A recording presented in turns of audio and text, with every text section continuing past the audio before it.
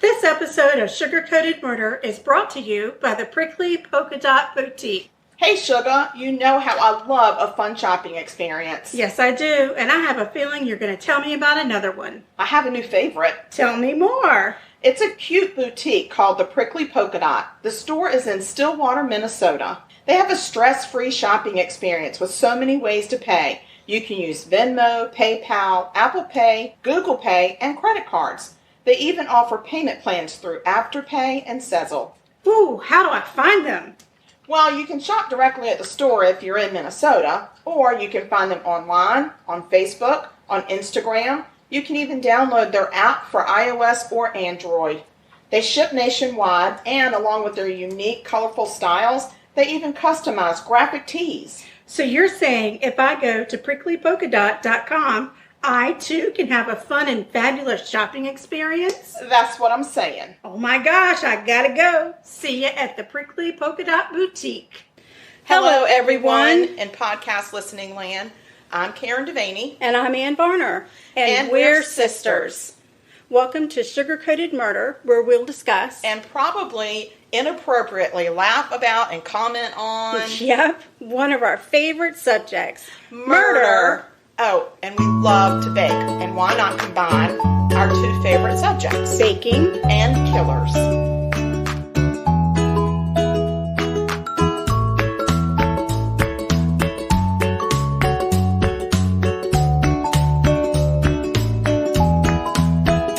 Hey, Sugar. Hey, Sugar. How you doing today? Good. How are you? I'm good. We're back in my kitchen. Yes, we are. Social distancing. Distancing. And we have a guest with us today. We do a sit-in. And we've got a sit-upon. Yes, and it's my daughter, and her name is Sarah, but you might hear me say Peanut by mistake because that's what I call her. Introduce yourself. Hi everyone, my name is Sarah, and I am so excited to be joining and seeing the behind the scenes and be a part of this really cool podcast. She paid for a behind-the-scenes tour, and that's what she's getting. No discount though. And, well, you get what you pay for. Just remember that.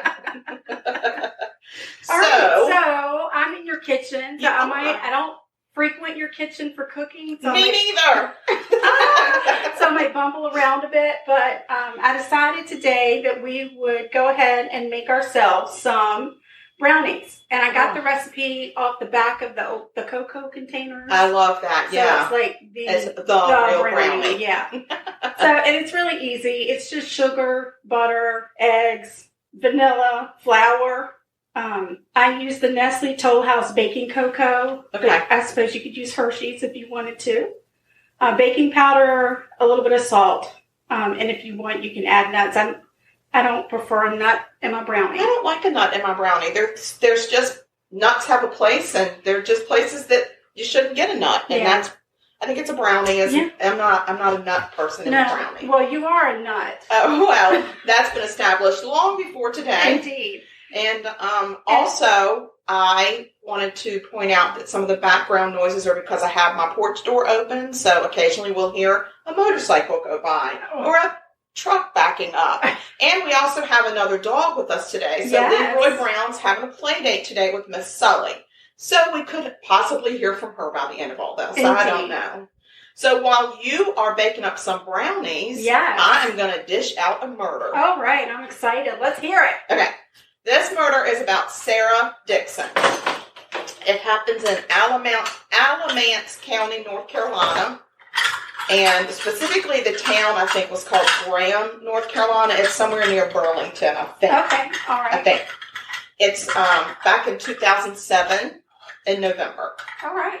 So, 2007. Okay, got it. It's not 2027. I'm not talking about something that's going to happen in the future. Right.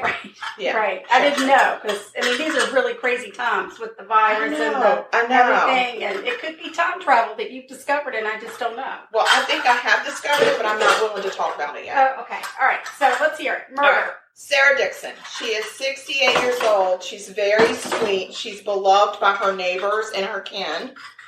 She is married to a man named Cardwell Dixon. All right. They've been married about 20 years, and Cardwell had a stroke in 2004. Oh, bless and his heart. now it had gotten to the point that he needed 24-hour care.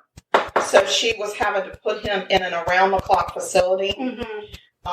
And it was getting kind of expensive. We know those things can be expensive. And it was starting to drain their finances a little bit.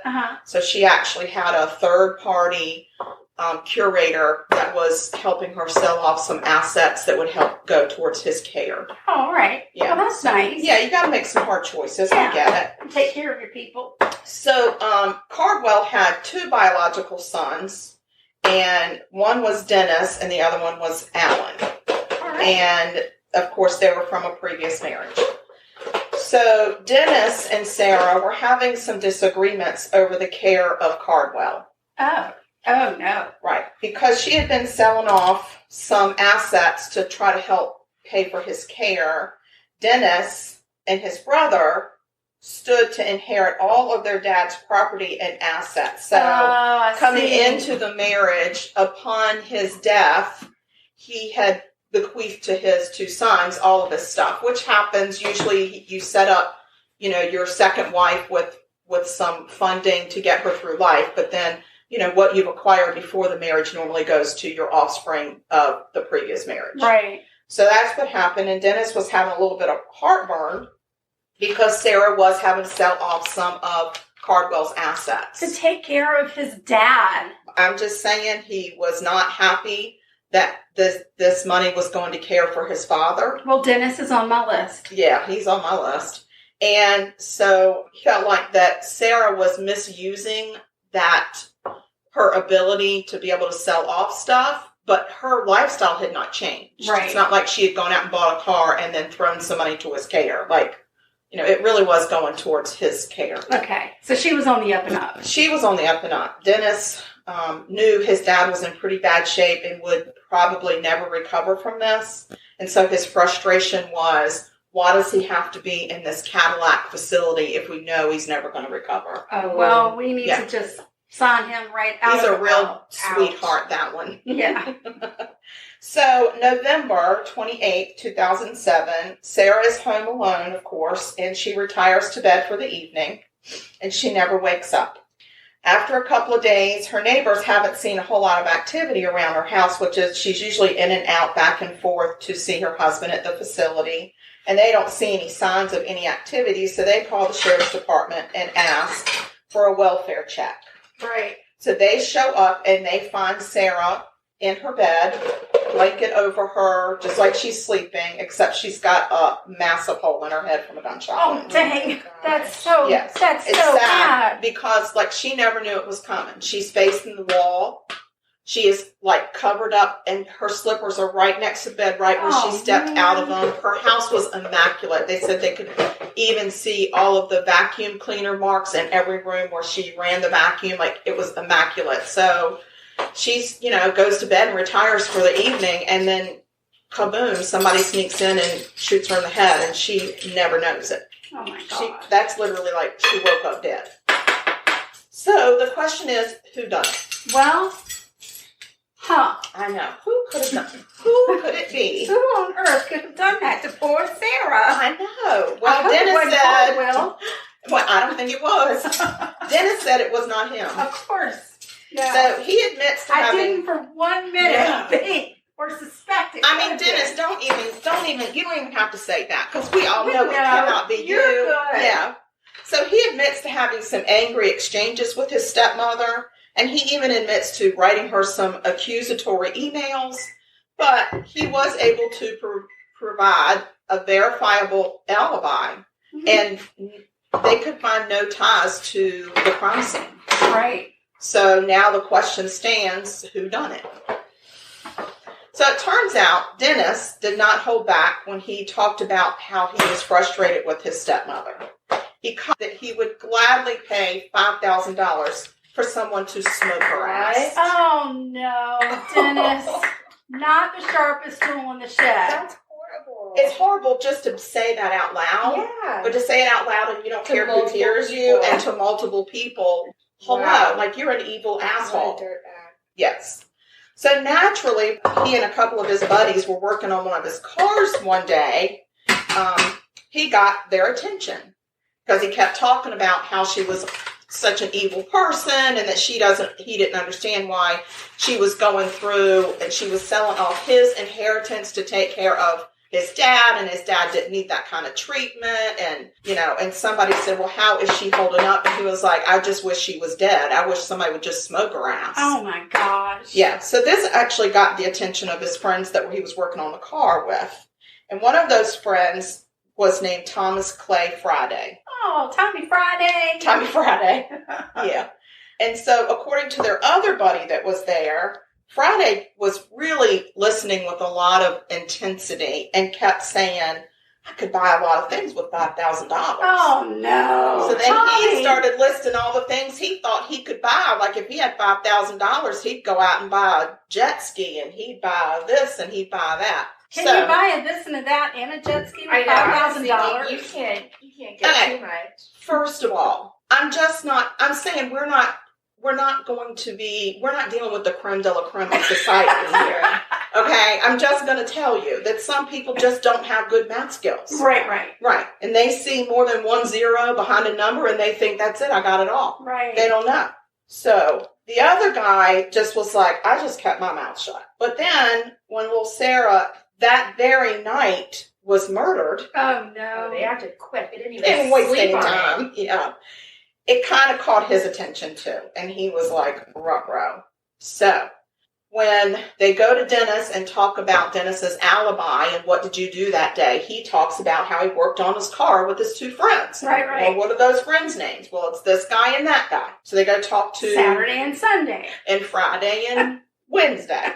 So they go and talk to the other buddy, not the Friday buddy. And he says, yep, I worked on the car with them, and there was some discussion between them, and I will tell you that Friday was talking about some things that he thought he could buy with $5,000. I didn't take him seriously, and I just was like, okay. So they start looking into Friday's background, and they find that he is a convicted felon, and he has prior arrests for robbery, breaking and entering, and some assaults. Huh. And this guy, this third friend, also had said that he knew that Friday owned a gun and that it was a 9mm pistol and that he kept it in a white box in his house. That's all he knew. All right. That's still a leap, though. For him to only have some robberies, even the assault part, for him to go from that to murder for money, you really turn the level up quick on that. Well, I feel like that this is, if you look at it, it's definitely, you can see an evolutionary pattern though, because, we do some robberies, we do some breaking and entering, and we do some assaults. So if you do 1 + 2 + 3, you're going to get some murder for hire. That's what it looks like to me. That's my math. Yeah. Seems like a big leap. It does. It's like, okay, I'm doing all this stuff, and he now also I'm spent time in prison, so you get, evidently some people get some ideas up in prison. I don't know. And it's not about rehabilitation all the time. Sometimes you start kind of comparing stories. Yeah. And you're like, oh, wait, how'd you pull that one off? So. Nobody will ever suspect me. It's not like I have a dirty record. No, exactly. Yeah.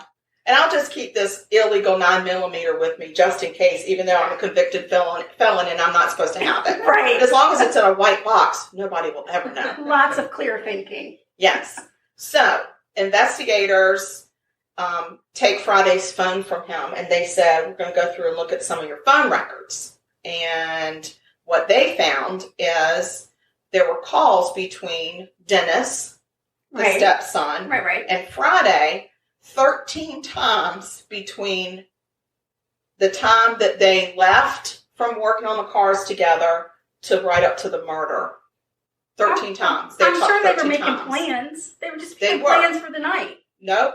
They were making plans, but not for cars. So they also look at some more calls over the next few days, and they're able to line those up with, because they're also doing some digging on the other side on Dennis. And they notice that every time there's a phone call between them in the days after the murder, right after that, there's also a bank withdrawal from Dennis. Oh, no. And then right after the bank withdrawal, Friday's phone pings off a tower right next to the bank where the withdrawal has been made by Dennis. Oh, no. Again, not the sharpest crayons in the box. No. As a matter of fact, I think these crayons fell right out of the box. Not I don't think they're in the box no. at all. No.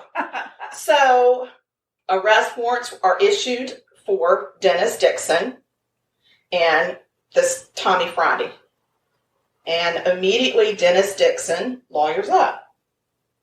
Friday, you don't have that kind of cash. He's got $5,000. He wants a jet ski. Not once did he say, I think I can buy an attorney with that. No, he didn't. He said, I want a damn jet ski. And he probably was shopping for it as they were arresting him. So he sings like a canary. Oh, yeah. He tells the police that Dennis offered him $10,000 to kill his stepmother. And he wanted it done immediately. $10,000. $10,000. So he upped it. I mean, think about that. Wow. You're like, I can get 2 jet skis. Wow. Yeah. So Friday then goes out and hires a son of a former girlfriend. And get this. He said, I'm going to pay you $2,000. Oh. Look Dirty at him. deeds done dirt cheap. That's what I'm saying. Because he's got 10 and making it seem like I'm going to pay you 2. And that guy probably thought that was half. Right. Yeah, right, no, right. it doesn't pay off for them. We all know that jailhouse phones are bugged. Yes. Friday didn't get that memo. Right, I right. didn't know either. Oh, well, you do. So if you're ever in jail, You should know. don't have any kind of conversations that you don't want printed in the newspaper. Right, got They it. take away Okay. all your privacy when you, You go don't to jail. get, all of don't, it. you have to pee in front of people, dress in front of people, and you talk on the phone and they listen. And they read your college. letters. They read your letters. Oh, Yeah. So don't even write it in a letter. Okay? got it. Okay. So Friday doesn't get the memo. So he calls up another buddy of his. I mean, he's a very popular man. He's got a few friends. Yeah, which yeah. You got to be impressed with that. And he says to the guy, listen, I need for you to break into my house and find a white box and just get rid of the box. Just get rid Don't of it. worry about Don't look what's in the in box. Oh, so he still had the gun. Oh, yeah. Oh my god. Not that I'm rooting for him, of course, but it's hard to hear these dumb mistakes. Yes. Especially they had 13 phone calls that day. Like, At one what point, did they discuss if they what kind of jet ski are you going to get? I know they didn't talk about anything that they should have No, talked there was about. there was no follow up. And that's the thing that when you got to understand when you start a project, you have to plan for the end of the Of project course. and how are you going to wrap it up. But they just kind of left it Yeah. open. So, yeah, not too bright little Friday. So anyway, I mean, the guy agrees and he goes and gets the white box and he throws it in the lake. But then the police go get him and said, we heard your conversation with Friday. What'd you do? And he was like, I went and got a white box and threw it in the lake. And they were like, oh, really? And he said, I'll take you to it. Oh. I'll take you to it. Well, at least he left it in the box. Yeah. That was So- nice. 2 days later, police were able to recover the weapon in the box. All right. Yes. So The dude said, don't open the box. I didn't open the box. I didn't open the box. I'm just doing what the friend told me to do. Which, that's a loyal friend. Very loyal. Because And I good know for if him. I called some of my friends, well, some of them, I think if I called and said, I need you to get a box and get rid of it, don't open the box, they would do it. But I know I have a lot of people that would be like, oh, hell no. And some people are like, oh, yeah, I'll go get your box and take it to the police. Oh, no. See, I would go get your box. I would open it, but I'd be like, sugar, I never opened it. But I would have to see what was in Oh, it. yeah, Oh, me yeah. too. Yeah. Yeah, What's in Yeah, the yeah. box? What's in that box? And sometimes, like in the movie Seven, you shouldn't open the Don't box. That's what I open was the box. thinking. Don't look in the box. What's in the box? What's in that box? And then you're sorry that you know. Yeah. Right. So right. this guy, I mean, he did good. He was like, I just threw the box in the lake. I don't know what was in it. Here it was. But then also a good guy, as soon as the cops come knocking, he's like, this is what I did and this is where I did it. Right. Yeah. So I'm a friend, but only up until a certain Yeah. point. Right. And Loyal, I'm but saying, not that loyal. yeah. And he didn't even get paid. Like that guy didn't even offer to pay Yeah. him to go get the box. Right. Right. The accomplice also fesses up Oh, right. and says, yeah, he asked me to go with him and I went with him. Leroy, what's the matter? What's the matter? He's upset about how dumb these criminals are. I am too. And so he's actually trying to tell Sully something, but I don't know what he's trying to say. What's the matter, buddy? What do you want? Do you want your friend to play? Sully is out. She's sleeping. She's asleep. It's Oh, and here comes our motorcycle I friend. told you it would happen. It happens every day. All right, buddy, go see your handler. Go see if your caretaker can talk to you. Go snuggle. All right, so the accomplice is now confessed. So the accomplice has now confessed as well to say, yes, I went with him to commit the murder. Right. And when I went with him to commit the murder, I got scared. And because he wanted me to shoot the woman, I got scared and tried to run away, and he grabbed the gun and shot the woman. Oh. So this guy gets 20 years, just a little over 20 years. He gets sentenced 20 years. Friday or Friday had a friend? Friday's friend, the son The of an accomplice. ex-girlfriend. Right. Okay. And let me tell you something. If I'm that girlfriend, you would be able to hear my flip-flops all the way out in the parking lot of that jail. Me going to tell him a piece of my mind for getting my son involved in your shit. And oh, by the way, what's this? You're going to get 10, but you're only paying him 2? Yeah. Like, what the flip? That's not even fair. No. When that kid probably looked at that sweet sleeping old lady and said, it ain't worth $2,000, I'm out. Right. So anyway, Friday, he ends up pleading guilty. Good for him. He pled to first-degree murder.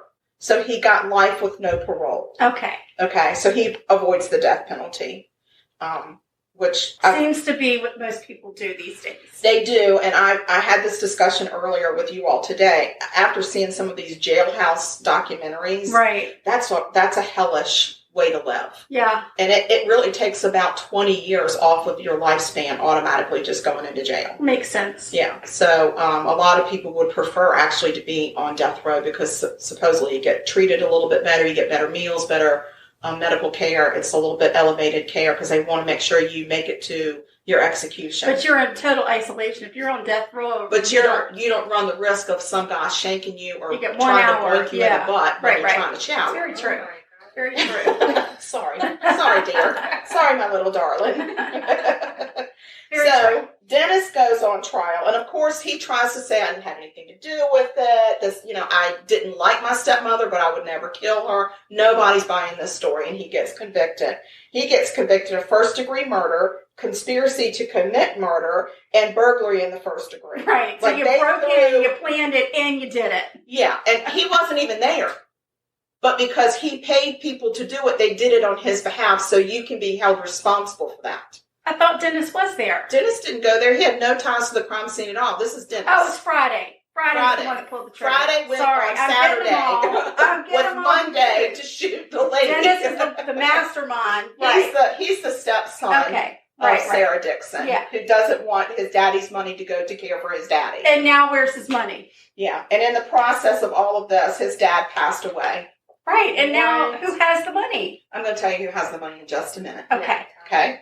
So, I hope his it's dad his did girlfriend. pass away, but he never knew that his son had murdered his beloved wife. Right. He never had that knowledge, and so people did find some comfort in that.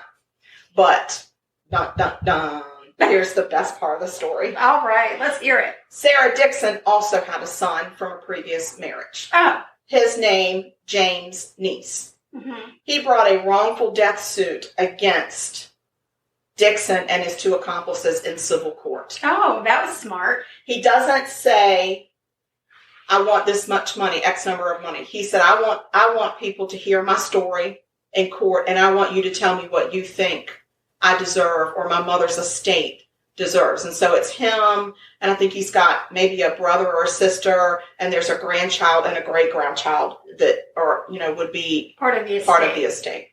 So the jury comes back, and they give $15 million for the wrongful death of Sarah Dixon. Nice. They give $30 million in liable punitive damages charged to the assets and estates of all 3 of those men. Oh, wow. And it goes towards her estate. So he got $45 million. Now who's got the money, you motherfucker? You're not allowed to say that. I'm sorry, Mama, don't listen to this. Oh, my goodness. We I'm just promised, saying. Mama. We I can't promised help no it. more F word. Sometimes you have to you've got to say the F word. That used to be your one word that was not allowed anywhere around And you. then you went to college Oh, it's my fault. and made me say you took direct offense because you were a mother. So to have your title in the word, I understand, really upset you. but I'm here just you going are, to say just throwing it out. You didn't help. I didn't use it. You didn't use it for a long time, but under my breath, I used it a lot because you were not easy. Oh, okay. And so then you went to college, and I think you started saying it a little bit. No, I didn't. Well, at what point did you say it? Because you say it. I don't know. Jury's out. I would like to have $45 million in punitive damages.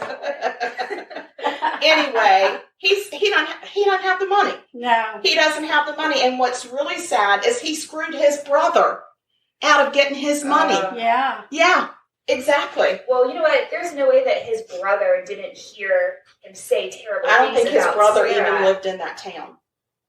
Surely they spoke. I'm sure that I'm they not spoke. blaming the brother. No. But I'm just saying he should have whacked his brother around. I'm sure it didn't seem like this guy didn't come into play at all in this. I don't even think he went to court when this guy went to court and stuff. I think that he just tried to distance himself a lot. So, but yeah. Murder is so dumb. bad decisions. It's all bad the way around. decisions, and it's dumb. The outcome is never what you think it's going to be. It's never good. It isn't. You just make everything worse. So, anyway, that's my murder. It happened in Graham, North Carolina, which I actually have a friend I went to high school with and grew up with who lives in Graham, North Carolina. So I'm going to have to ask her if she remembers this murder, and then she'll be like, What's wrong with you? Why are you talking about this murder? Right? I haven't seen you in 25, 30 years, but the first thing you want to know is, do I know about this murder? I'll be like, yeah, this is going to let me know if we can continue our friendship from high school or not. Right. So, anyway, how did Brownies doing? Because they smell so good. About 6 minutes left on the Brownies. I want them now. And I'm so excited because I placed an order with Pampered Chef. Thank you, Mary White, for the Pampered Chef party. And I got this really awesome brownie pan, and it makes 12 perfectly square brownies. I love perfect. that. They're all the same size. It's just perfect. So nobody has to argue over who's getting a bigger that's brownie. That's not good for me because I am such a cheater. I always offer to go cut the brownies. I know. Right. And I always get one and a half. There's no cutting the brownies now. It's you turn them all out and they're all there. Cheaters exposed. That's Yeah. right. Shoot. And I like the center of the brownie. I don't like the crispy outsides. Yeah. So there's no real crispy outside. And that's of this the only brownie thing either. that I'm disappointed in because that's my You favorite like it. part. Yeah. You'll have to make yourself some old school brownies on the cake. Because when I do that and I cut brownies for my family, nobody but me likes the edges. So It I works cut out. the edges You and then like give the them the middle. center, and then I just eat around the edge of the pan. Oh my God, that's so So it's funny. my fave. It's my fave. So, all right, then while I'm waiting for these to finish up, why don't I talk about my murder? Okay, that's fine. Let's take a break real quick. Take a break. Please and then hold. We won't murder, but we'll talk. We will not murder while we're on break. Well, I can't make any promises. Hold on. All right, we're back. We're back. Oh, yes, we fed Sullivan a little piece of ice, and hopefully that'll keep her happy for a while. And I don't know what Leroy Brown wants, but he's going to have to get over it. He'll be all right. I think he'll be all right. I think he will too. Definitely. He's licking Sully's lips right now. Oh, that's cooling off nice. too. He's like, thanks for eating that ice for me because I don't like it, but it tastes good. I have a quarantine puppy. All right, tell us about your murder. I'm going to tell you about this murder, but I'm going to just say a little something before I talk about the murder. Because this is a murder from our hometown. Oh, their brownies are ready. Look at us go. So happy. All right, so this is a hometown murder for us. We both knew and know the family very well. And we grew up with the people involved. And we're friends on Facebook with some of the people in that town. So we're just telling a story. That's all we want to say about it. We're just telling a story. We're not judging. There's no judgment. We're just telling a story. Here we go. It was a typical day at Franklin High School in February of 1990. So I graduated high school in 1987. I graduated in 19... So these kids are a little younger than me. They are seniors in high school. Right, so if it's 1990, my little Sarah has just been born. I was born. Oh, way to go, girl. But typical day, Franklin High School, February 1990. But for one student, it would be the day of his life that would be forever changed. It's the middle of government class, and Wes Green has made a comment to Trent Whitley about paying him a fee for protection, as Whitley was rumored to be a small-town drug dealer. So Trent very loudly and in front of the other students tells Wes that he didn't need his protection on any drug deals. And this embarrassed Wes. So Wes hung out with popular kids, and Trent did not. Wes was more with the preppy crowd, eventually voted most spirited in his class.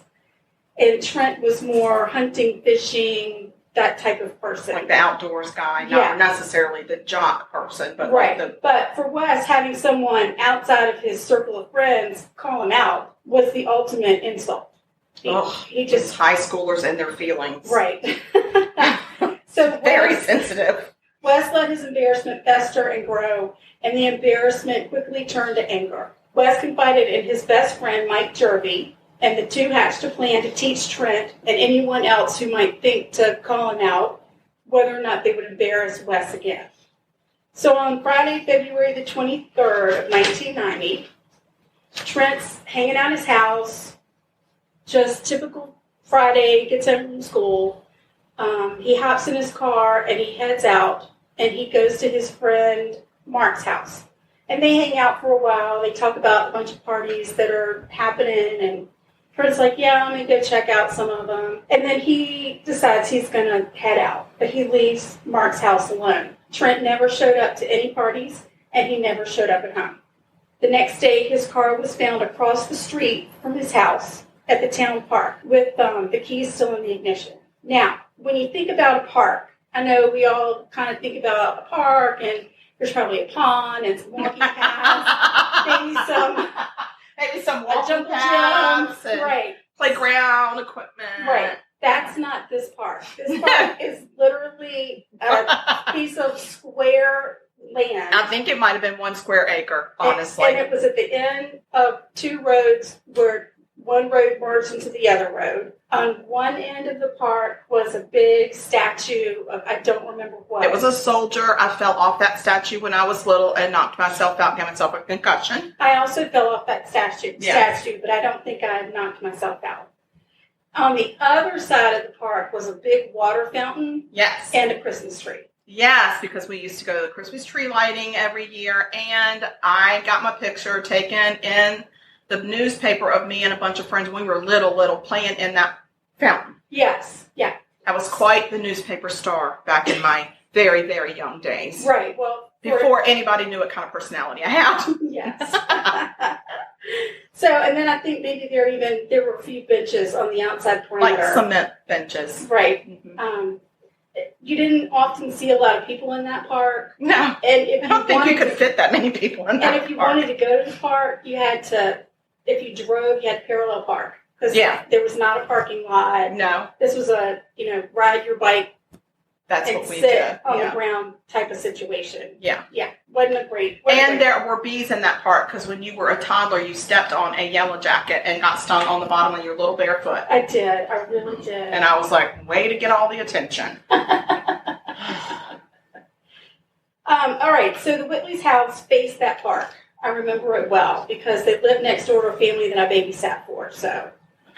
For 2.5 years, the police followed dead ends. They interviewed Trent's classmates, his friends, his teachers, and it was like he just vanished. There were all kinds of rumors that circulated saying that he had been involved in a drug deal gone wrong or that he was on the run from somebody.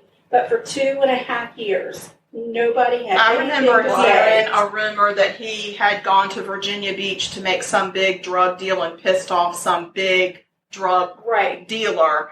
And that nobody had ever seen him. And I think the FBI might have gotten involved. The FBI at some was point. involved. They were looking for help. There were posters all over town for a missing person. 2.5 years. 2.5 years. Poor family, not knowing. That must be the absolute worst. Having no idea. In purgatory, not knowing. No closure, what do you do? So you're going to just walk in one day? Is he somewhere sick and we can't get to him? Right. Worst case it's horrible. I agree. And nobody in town, but I mean, some of the rumors were circulating, but nothing panned out. I can't remember. My brain is a little fuzzy because you'll have to excuse me. When I was in my 20s, I was drinking an awful lot. I drank a bit. So, the days and the weeks and the That's years. so funny because when I was in my teens, I drank a lot. Were a little fuzzy for me. But I think it was probably 1991. It may have been 92. I can remember my daddy called me, and he told your daddy, our dad. Oh, your dad called? I wonder if called. he said hi to my dad. And he told me that Mr. Jervy, a family friend, had passed away. So the Jervys, they were always at the Christmas parties that we went to. Absolutely. But other than that, we didn't have a lot of dealings as a family with the Jervys, but Dad. I think Mom and Dad, as a couple, ran in the circle. social circles, but they had all boys, if I'm not mistaken. Right. And so I don't think you and I would have. I mean, I knew them like because they were our age, and I think I went to kindergarten maybe with one of them. I think the older one, Matt, was my age. So yeah. And I can't remember what the dad's name was. I want to say his name Packy Jervy is what they called him. Okay. But I don't think that was his name. I remember that the mom's name was Ann. Yes. And without an E. I remember. Yes. So, how you remembered that. I don't know how that happened. So again, my brain's kind of fuzzy on the timeline. But I know that within a year after Mr. Jervy passed, I went home to visit Dad, and he told me this completely crazy story. And this would have been in 1992. They finally had figured out what happened to Trent Whitley. So now our families, again, hung out with the Jervys, but we also were familiar with the Whitleys. And I don't know that you necessarily were around the Whitleys, but Trent had an older brother, Scott. I knew Scott Whitley. My age. Yeah, I knew Scott Whitley. And we had been church camp together. Yeah. And then they came into the drugstore, and we knew them that way. I mean, and we lived in a little mud puddle of a town, so we knew a lot of people. And I think back then the whole population of Franklin was 8,000, and that was all of it. That was including like the Union camp, and like that was when it was in its boom. Yeah, yeah. Because we had like at that point, I really think we were down to one or two stoplights on Main Street. Right. And it's just your typical small southern town. Everybody absolutely knew everybody. Great place to raise a kid, I suppose. It was that during those times. Yeah. I mean, I rode my bike everywhere. Me too. I don't know. It was so, for something like what I'm about to tell you to happen is just crazy. So, Dad said that Mike Jervy had come home for a visit with his mom from college. After his dad had passed. Okay. Yep. And he told his mom when he got home, I need you to call the family attorney because there's something I need to talk about, and I need him to be here. So she got the family attorney and came over. What I remember vividly, and I don't know if this is fact, again, they're rumors because really only Mike Jervy knows the answer. But what Dad said was because Mike's dad passed away, he was convinced that his dad knew of a crime that Mike committed. And he was embarrassed that his dad knew, and he was riddled with guilt, and he couldn't take it any longer. Right. He had to tell somebody what had happened. So, and thank goodness he did. So he told his mom and their attorney that on the night of February 23rd, he and his best friend, Wes Green, tricked Trent into meeting them at S.P. Morton Middle School, which was in our little city of Franklin. Kind of crazy because it was literally... Was it S.P. Morton Middle School? Because it was an elementary school when I was there. The article in the newspaper said middle school. And they could have had a middle school. I didn't make it that far in that system. No. So you dropped out in elementary school. I dropped out. I sure did. I dropped out in 4th grade. It all makes sense. So there was a little field next to it, and I can remember, I mean, it's like right in the middle of a neighborhood. It's not isolated. I mean, there are houses all around. But anyway, they told Trent that they were going to set him up with a drug dealer out of Suffolk. Okay. So Suffolk was 30 minutes from us, and it was... almost due east, because it was on the way to Virginia Beach. It was, and if we wanted to go halfway to Virginia Beach, we would meet people in Suffolk, or I don't know. I just remember They made tea bags there, and they made Planters peanuts there. That's what I And remember they about had an Buffalo. incredible place that I think is still there called Georgia Steakhouse. Yes, we did go to And we did go there Right. often. Trent gets to the elementary school. Wes and Mike are there. The three of them chit-chat for just a few minutes, and then Wes pulls out a .357 Magnum and shoots Trent once in the temple. Oh my gosh.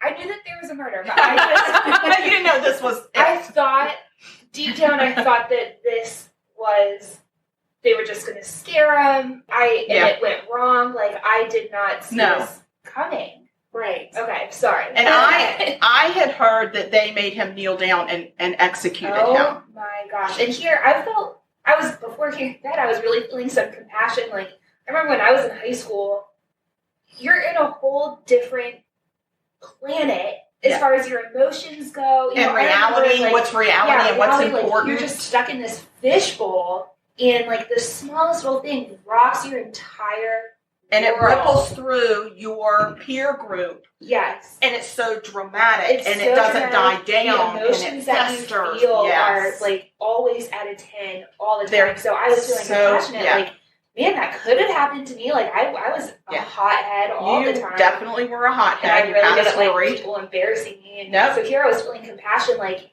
hey, like, you know, maybe that could have happened to me one day. Something got a little out of hand, but I never was thinking about an execution-style murder. No, this is murder. Right. This, I don't know if you know this, but this is called sugar-coated murder. Oh. So we do talk about some I thought we murder.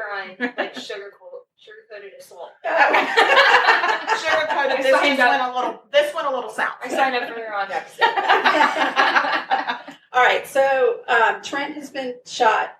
Wes and Mike then wrap Trent's body in plastic. Oh. They take Trent's car and drop it off at the park, leave the keys in the ignition. That was really nice of them. Yeah. And then they drove the body out to Capron, to a farm that Mike's family owned. The Jervys owned it. So Capron is very rural, farmer, country. Yeah. And Beautiful, beautiful land. it's in Southampton County in Virginia, and it's just, Franklin was the city, I guess, and then there were The little county. rural county places, towns, all surrounding. So And beautiful farm fields, like just very well kept farms, and just something that you would see like in a storybook. right, gorgeous. So they drive the body out to the farm that the Jervy family owned, and they bury Trent in a shallow grave. It can't wait. These are 17-year-old, maybe 18 at the most kids. Right. Can you picture yourself doing that, like handling a dead body, like putting it in your car? Like, I can't, like, at that age, my only reaction would be to run away. Like, I would never. I can't see myself today seeing this through eyes. No. If I shot somebody in cold blood, I'd be running away. Right. Like, I'd just run and run and run and run. Right. But I don't think I could touch that body, handle that body and the blood and see the aftermath of what happens when you shoot a person in the head. Right. I ain't got the stomach for that shit. No.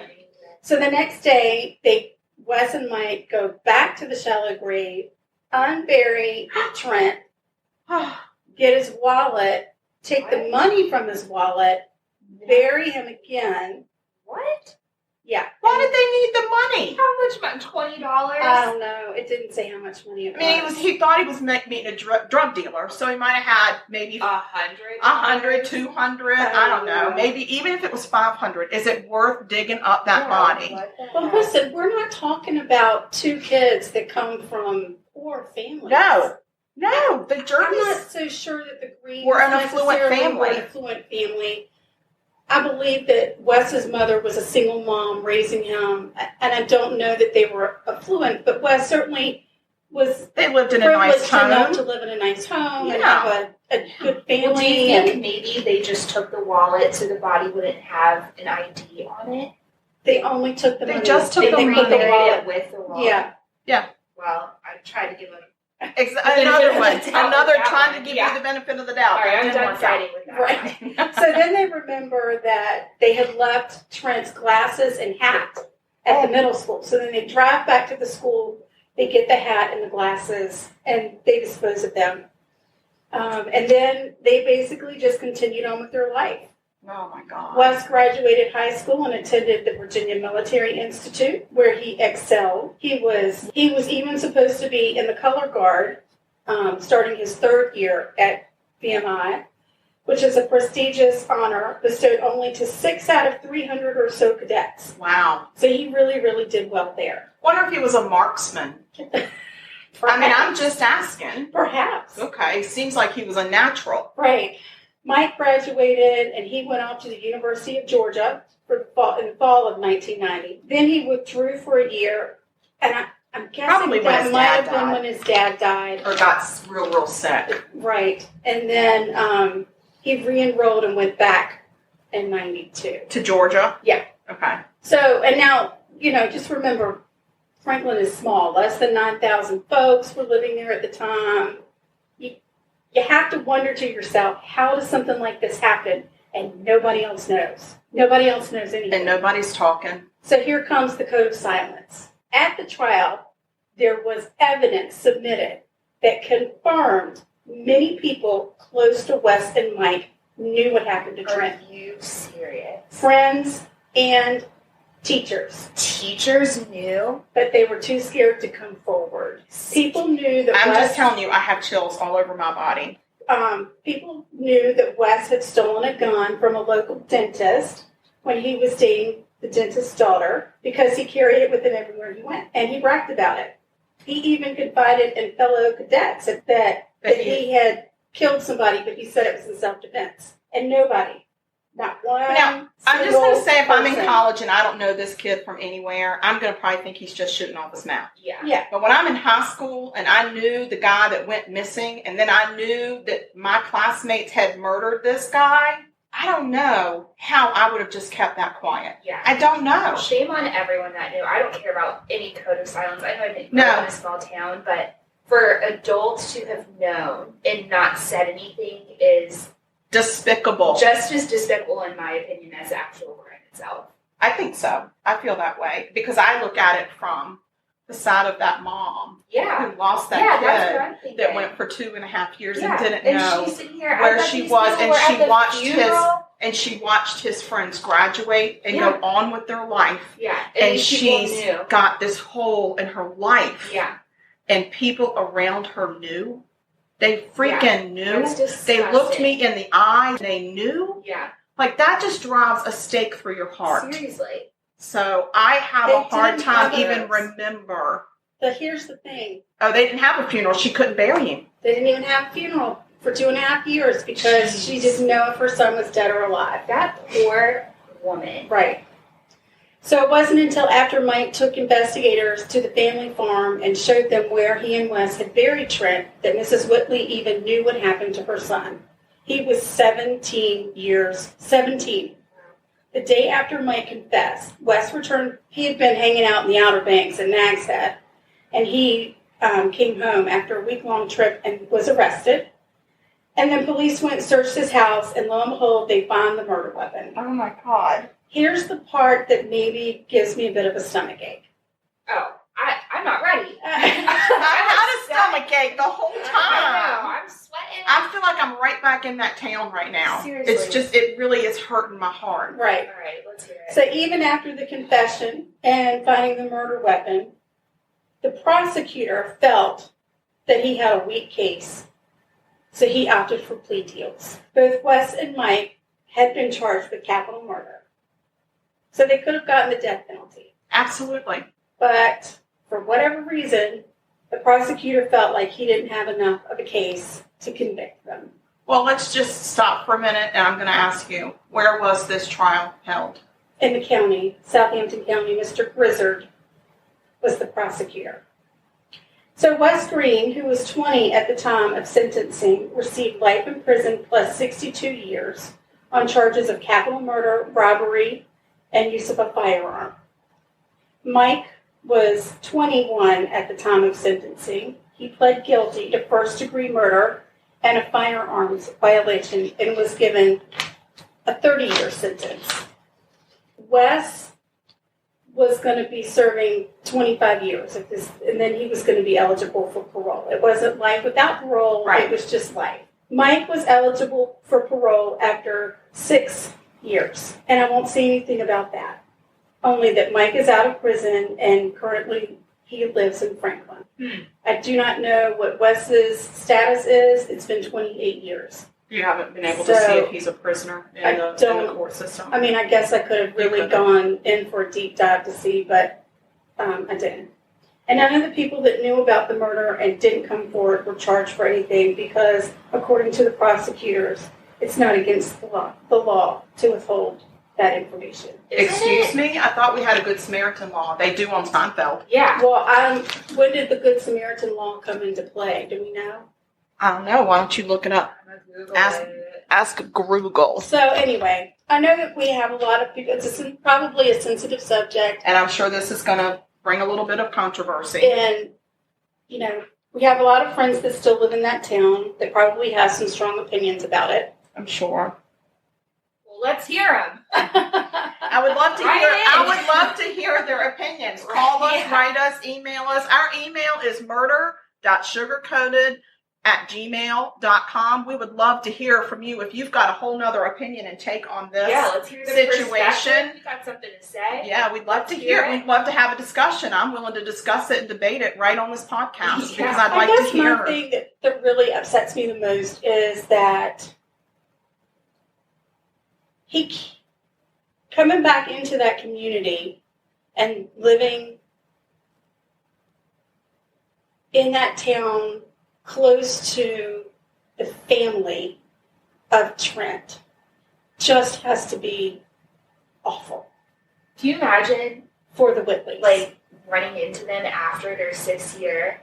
Right. I mean, running into them at the grocery store, at the drugstore. I thought running into exes in the grocery store is the worst thing I know. Sometimes it's awkward when you run into old classmates and you don't remember their name, but you know you're supposed to know them. Like, that's awkward. But running into the guy that killed your son, or the mom of the guy that killed your son, and your son is out of jail and walking around and living his life.